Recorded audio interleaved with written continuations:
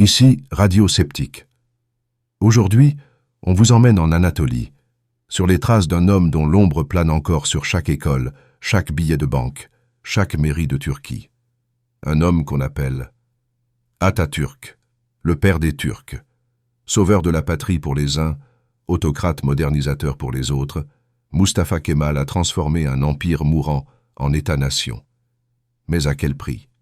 Et surtout, que reste-t-il aujourd'hui de son héritage, dans une Turquie gouvernée par un président islamo-conservateur?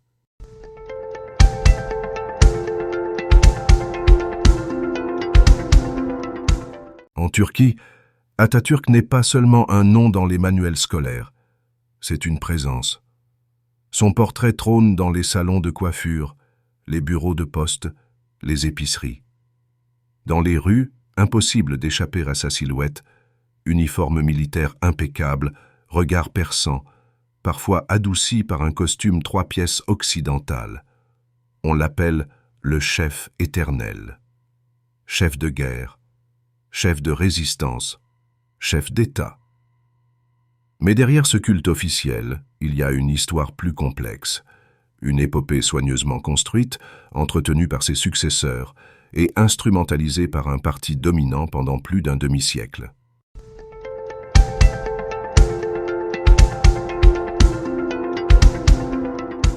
Il naît en 1881 à Thessalonique, aujourd'hui en Grèce, alors ville cosmopolite de l'Empire ottoman.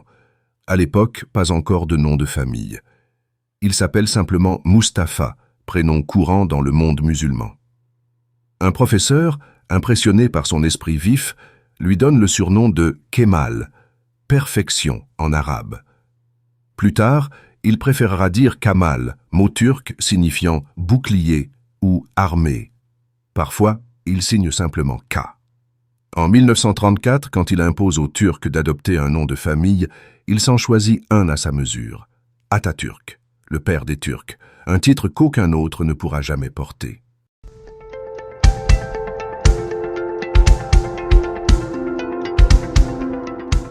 Quand Mustafa voit le jour, l'Empire ottoman a perdu la moitié de ses territoires et de sa population par rapport à son apogée.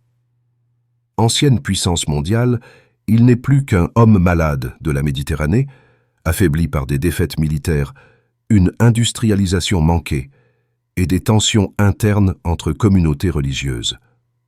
Pourtant, des réformes, les Tanzimat, modernisent peu à peu l'armée, l'administration, l'éducation. Mais l'Empire est endetté, dépendant des puissances européennes, et les rivalités internes affaiblissent toute réforme profonde.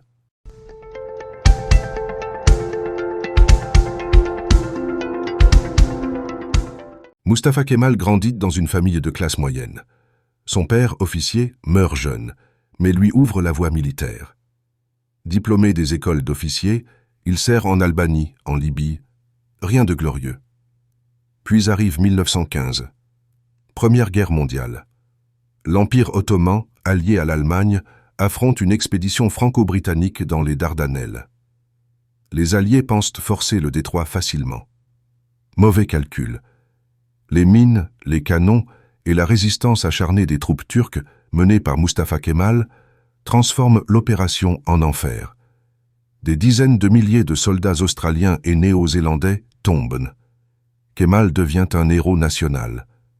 Sa phrase aux troupes: « Je ne vous ordonne pas de combattre, je vous ordonne de mourir. » Légende dorée ou réalité enjolivée, peu importe, sa réputation est faite.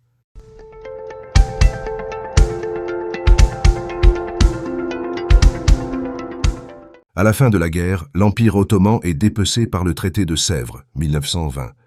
Les Grecs s'occupent d'Izmir, les Français et les Britanniques lorgnent sur d'autres régions, le sultan signe. Mustafa Kemal, envoyé pour faire accepter la défaite à l'armée, choisit de se mutiner. Il prend la tête d'une résistance armée. De 1920 à 1923, ses troupes repoussent les Grecs, négocient le retrait français, écrasant les forces arméniennes et kurdes. La guerre laisse un pays exsangue, marqué par des massacres, des échanges forcés de population.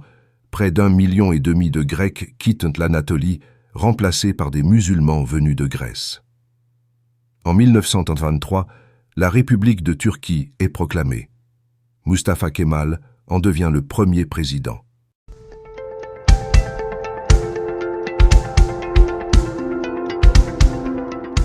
Atatürk veut un État moderne, centralisé, laïque, inspiré de la France républicaine. Son programme, le kémalisme, repose sur 6 principes. Républicanisme, nationalisme, populisme, étatisme, laïcité et réformisme. Les réformes sont spectaculaires.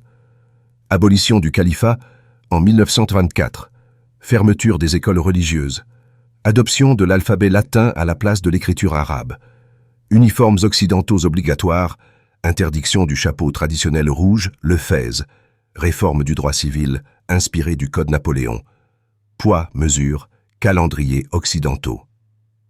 Introduction des noms de famille. L'objectif: rompre avec l'Empire ottoman, effacer le poids de l'islam dans la vie publique et créer un État-nation unifié.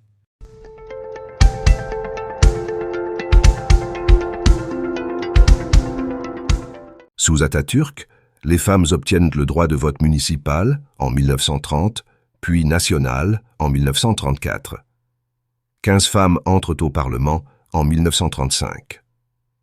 Certaines accèdent à des professions jusque-là réservées aux hommes. Ainsi, la fille adoptive d'Atatürk devient pilote de chasse. Mais derrière l'image progressiste, la société reste patriarcale. Les femmes sont encouragées à être de bonnes mères, plutôt qu'à briser le plafond de verre. Les avancées sont réelles, mais encadrées.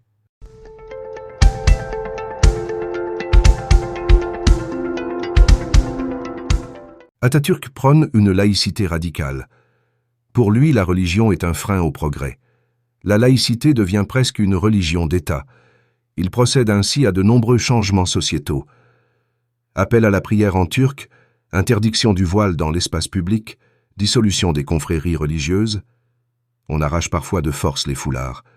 Ce zèle alimente un ressentiment durable chez les conservateurs religieux. Les oppositions futures à la République kémaliste se cristalliseront autour de la liberté religieuse.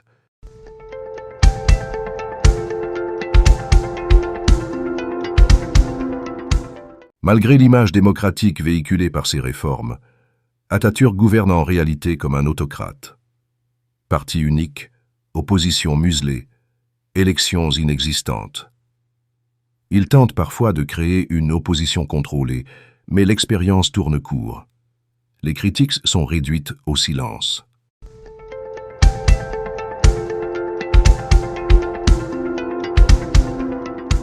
Atatürk décède en 1938 à 57 ans d'une cirrhose du foie. Grand amateur de raki, une boisson alcoolisée turque, il menait une vie de noctambule. Ses funérailles donnent lieu à un deuil national. Les manuels scolaires, les médias et l'armée entretiennent sa mémoire. Pendant des décennies, le kémalisme reste doctrine d'État. L'armée intervient régulièrement au nom de l'héritage d'Atatürk pour renverser des gouvernements jugés déviants.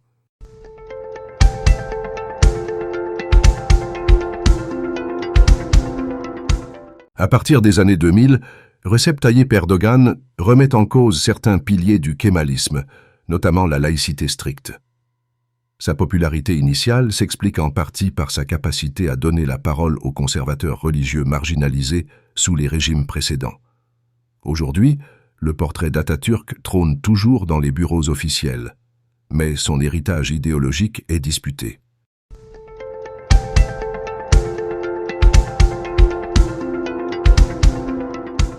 Atatürk a indéniablement façonné la Turquie moderne, un État-nation, une administration centralisée, un système éducatif laïque, une identité nationale affirmée. Mais il a aussi imposé ce projet par la force, en marginalisant ceux qui n'entraînent pas dans son cadre idéologique. Le culte du père des Turcs masque un paradoxe. Vouloir moderniser au nom de la liberté, en interdisant toute liberté politique réelle. Et à Radio Sceptique, on aime rappeler que même les plus grands bâtisseurs de nations ne sont jamais faits que d'ombre et de lumière.